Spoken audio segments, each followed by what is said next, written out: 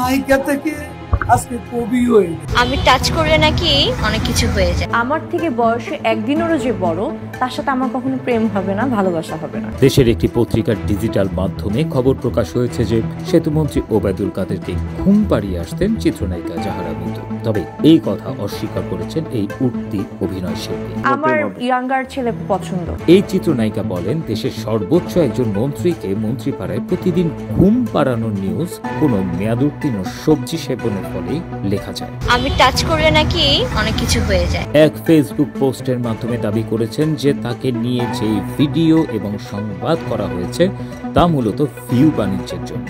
Digital যুগে সবকিছু record থাকে। আমার বাসা থেকে বের হওয়া সিসিটিভি ফুটেজ যেমন থাকবে, আমি কোথাও গেলে সেটা রেকর্ডও থাকবে, কল লিস্টেরও রেকর্ড থাকে। এসব বুঝে শুনে নিউজ করতে হয়। নায়িকা থেকে আজকে কবি হয়ে তবে অভিযোগ অস্বীকার করে জাহারা মিতু বলেন, ভাইরে, আমার কোনো পুরুষকে ভালো লাগে না, আমি কাউকে বিশ্বাস করতে পারি না। অনেক ইন্টারভিউতে বলেছি, আমার থেকে একদিনের বড় কোনো ছেলেকেও আমার ভালো লাগে না। এর থেকে হাস্যকর নিউজ আমি আমার বাপের জন্মে দেখিনি, সত্যিই দেখিনি।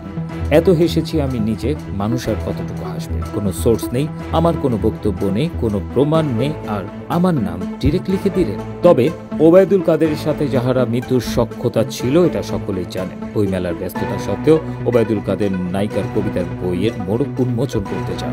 ওই ভিডিও সংবাদে এমনটাই বলা হয়েছে, একই সাথে দেখানো হয়েছে কিছু চিত্র। আমার থেকে বয়সে একদিনেরও যে বড়, তার সাথে আমার কখনো প্রেম হবে না, ভালোবাসা হবে না। গত 3.5 বছর আগে এমন এক ধোঁকাবাজের সাথে সম্পর্ক ভেঙেছি যে এরপর সম্পর্ক জিনিসটাই আমার কাছে প্যারা মনে হয়। তিনি বলেন, আপনাদের অত্যাচারে মনে হচ্ছে একটা প্রেম করে প্রেমিক সামনে আনতেই হবে, তাহলে যদি আপনাদের মনে একটু আনচান ভাব কমে আসে, তখন আর আবল তাবল প্রেম কাহিনী বানানো লাগবে না।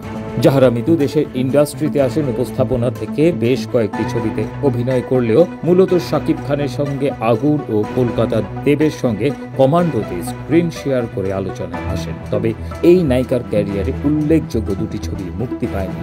দেবের কমান্ডো কোনোভাবেই আর মুক্তি পাবে না, কারণ এর প্রযোজক সেলিম খানকে পিটিয়ে মেরে ফেলা হয়েছে।